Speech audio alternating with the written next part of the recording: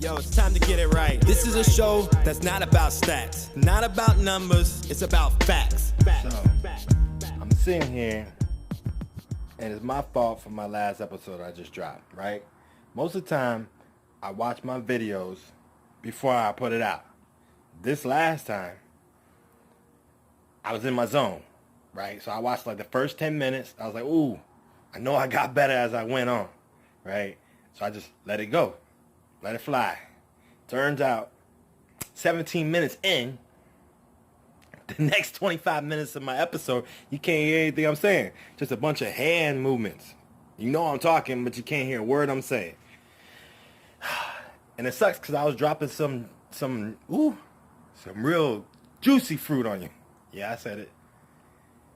So, I came here as like a little disclosure to apologize to the people that watch me. Let you know that next week we're doing divisions, right? I'm going to do 2 at a time. I got a guest coming in. We're going to talk about NFC North. And I'll probably do the NFC West with him because he's lived in Arizona for a while, but he's a Chicago Bears fan. So you're going to see what that's about, right? We want to see how much, what do you think is going to happen in them 2 divisions. We're going to talk about projections, the whole nine, the newcomers to the team. You know, like Seattle got some good players they added and they lost some players. Chicago, you know, we'll see what Mitch can take the next step. You know, we're going to see. You got Green Bay. He looks solid. Again, Aaron Rodgers with a new coach. It seems like he just wants to take over control. We're going to talk about all that stuff. We're going to talk about Arizona with Kyler Murray. I mean, how can you not, right? We're going to be talking a lot of stuff, right? So I just wanted to apologize to you guys.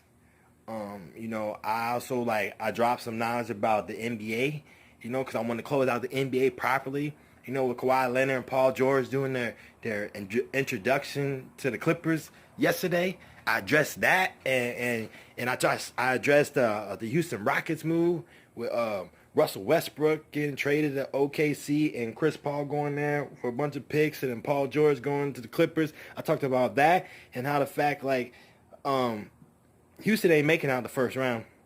Let's just get that out there right now since y'all didn't get to see it. They're not making out the first round. Yeah, I love the move. I mean, the first time Russell ever got to play in a system that's designed for him. D'Antoni's system is a run and gun system. The only thing is you got to shoot threes. He's 29% from the field last year. But he's in a system that's going to allow him to run, and that's what Russ does best. So maybe.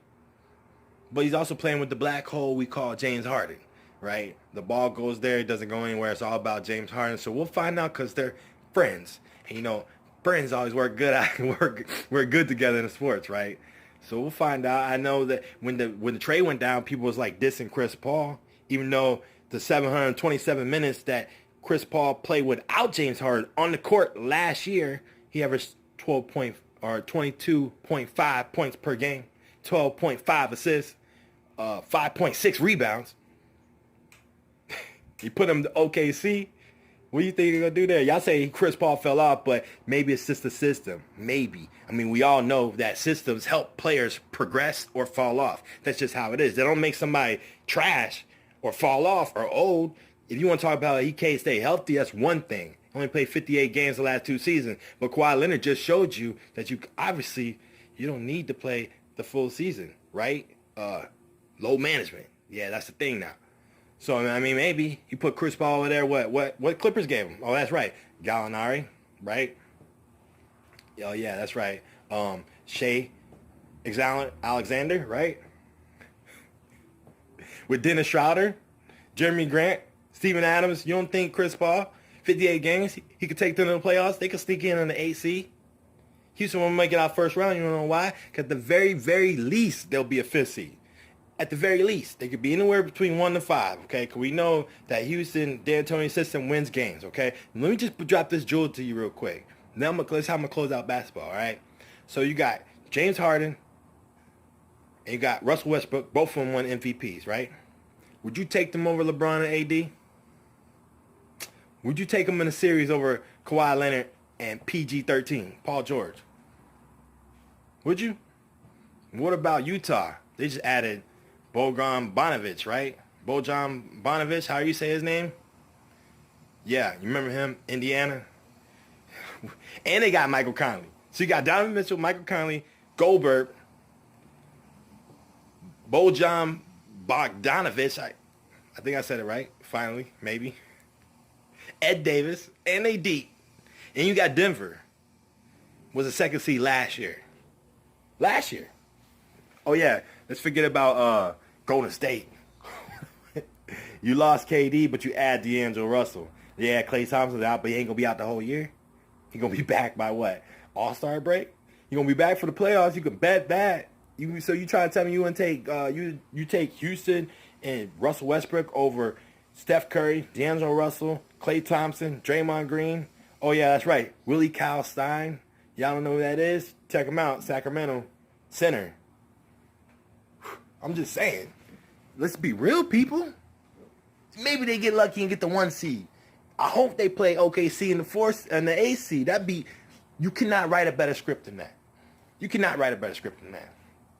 Chris Paul, Gallinari, Shea Alexander, Dennis Schroeder, Jeremy Grant, Steven Adams versus Clint Capella, Russ Westbrook, James Harden. Please, PJ Tucker, give me that series. Oh, I hope that happens. That's even Chris Paul even stays there. I like to see him in the East. You know, people talk about Chris Paul is not a good locker room guy. Let's just look at that real quick, all right? Why is that? Because he acted up in Clippers land when Blake Griffin couldn't stay healthy, and some of the players looked like they were disengaged, like they didn't want to win. Reminds you of Jimmy Butler in Chicago and Minnesota, right? What about down there in Houston? Him and James Harden got into it. Why? Because they were obviously better and James Harden was on the floor. James Harden is good. Don't get me wrong. 36 points, you can't take that from him. I understand. But the ball doesn't move. And you have to move the ball in the Western Conference to beat last year's Golden State team. Just saying, man. Just logic. Don't get me wrong. That 2 for 13 showing that he did last year, 2 years ago, in the 7-game series versus Golden State, didn't find a problem, didn't find nothing wrong with going 2 for 13 from 3-point range. He kept shooting it.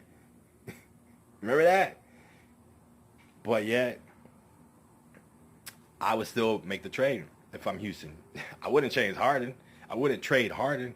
You definitely got to trade Chris Paul. Chris Paul's 34 years old in a bad contract. Just let's clear this out real quick. Not a bad contract when you, as an organization, promised a player who left the Clippers to come there. You left the Clippers, left $200 million. You promised him like, yo, I'm gonna re you up, no problem. In an NBA where players control everything, what do you think happens if they don't pay him? What do you think happens?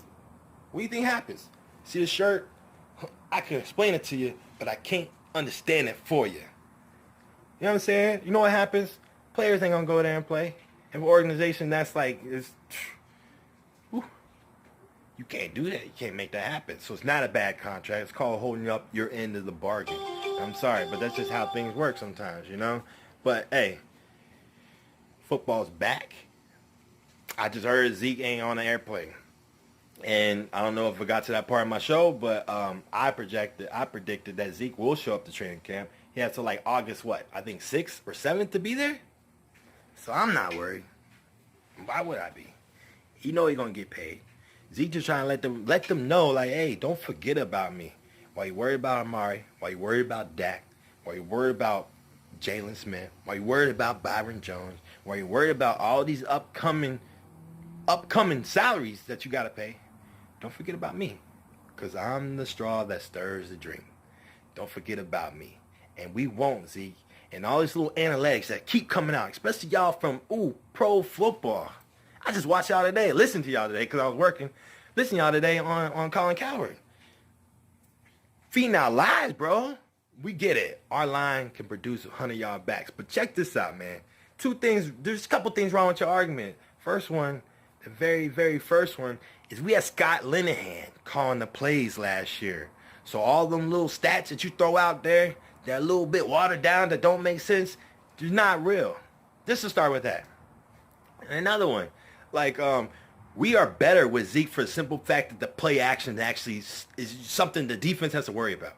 You don't have to worry about that with Alfred Morris behind us. No disrespect. You don't have to worry about that with Darren McFadden behind us. No disrespect. Of course he's going to get a contract. He's 24. He's not DeMarco Murray. Injury history. Was he 28 when it happened? Like, we ain't finna pay him. You don't pay a running back at 28. That's why Le'Veon Bell had a problem. You know what I'm saying? That's exactly what happened. Le'Veon Bell's productive, but he's also 27, 28 at the time. You're not going to pay a guy 4 years, a running back that has all the miles on his legs. It's not going to happen. It's not going to happen. Zeke will get paid. He will be a Cowboy. So all y'all sending me all this stuff. Oh, Zeke wasn't on the plane. Should I be worried? No, I'm not worried. I'm not worried at all. You see the smile? I'm not worried. I'm tired. To go home, work 10-hour shift, but I'm not worried. Remember this. Like, comment, share. And I'm sorry about the last episode, but I promise you I will pay more attention the next time. And we out, baby. Peace and love. Tune in. I got something special.